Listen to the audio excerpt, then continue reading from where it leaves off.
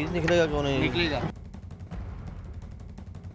तो ये आप रिपोर्ट देख रहे थे किस तरीके से किसान डटे हुए हैं गाजीपुर बॉर्डर पर। हमारे सहयोगी जावेद मंसूरी वहां की तस्वीर दिखा रहे थे।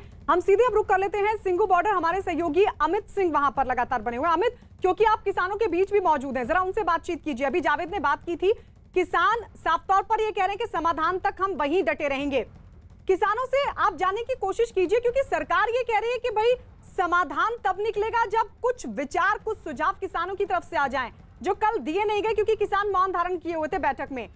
अब आगे क्या स्टैंड होगा, क्या कदम होगा किसानों का? जी हाँ, बिल्कुल। जो किसानों से मेरी यहाँ पर बातचीत हुई है, उनका भी यही साफ साफ कहना है कि जब तक समाधान उनका नहीं निकल जाता तब तक वो यहीं पर बैठे रहेंगे। कई किसान यहाँ पर मौजूद है, सीधे हम इनसे बातचीत करते हैं, इनसे जानते हैं क्या कुछ कहना है इन किसानों का। ये बताइए, बैलगाड़ी लेकर आप यहाँ पर पहुंचे हुए हैं, कहाँ से आए हैं आप? हम कैथल डिस्ट्रिक्ट से आए हैं। किठाना गांव से आए हैं। कब तक बैठे रहेंगे यहाँ पे? जब तक ये कानून वापस नहीं होते हम तब तक बैठे रहेंगे। कल केंद्रीय कृषि मंत्री की तरफ से एक बयान आया कि कोई विचार किसानों की तरफ से नहीं आ रहा है। किसानों ने तो अपने विचार दिए हुए हैं, लिखित में भी दिया हुआ है कि हमें एक तीनों कानून का वापस करने हैं। जब तक वो नहीं मानेंगे हम तब तक यहीं बैठे रहेंगे। तब तक यहीं बैठे रहेंगे। कब तक बैठे रहेंगे पाजी यहाँ पे आप? जिन्ने चिर बिल रद्द नहीं होंगे लगातार बैठे रहोगे। लगातार आप बैठे रहोगे। कल केंद्रीय कृषि मंत्री ने कहा कि कोई विचार नहीं आ रहा है किसानों की तरफ से। किसानों ने अपने विचार रखते पहला तो ही सारे लिखती च दिते हुए ने। हुण किसानों का तो यही विचार है कि तीनों बिल रद्द होना। बिल रद्द होना चाहिए। पाजी, आप कहाँ से आए हो? पंजाब से हुशियारपुर जिला जी।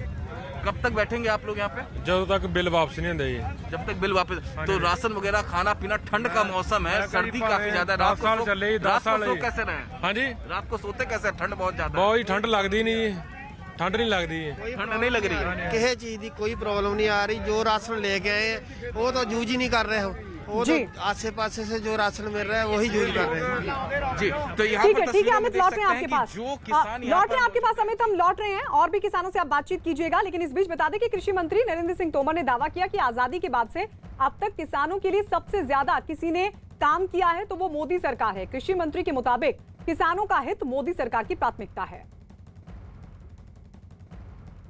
अगर आप 6 वर्ष मोदी जी के कार्यकाल में कृषि के क्षेत्र को देखेंगे तो मोदी जी के नेतृत्व में आमूलचूल परिवर्तन किया गया है। इसमें किसान की आमदनी में बढ़ोतरी हुई है, योजनाएं बनी हैं, बजट बढ़ा है, एमएसपी बढ़ी है, सरकारी खरीद बढ़ी है और किसान महंगी फसलों की ओर आकर्षित हो सकें, किसान टेक्नोलॉजी से जुड़ सकें और किसान समृद्धि की ओर बढ़ सकें। इस मामले में मोदी जी की सरकार ने ऐतिहासिक रूप से काम किया है।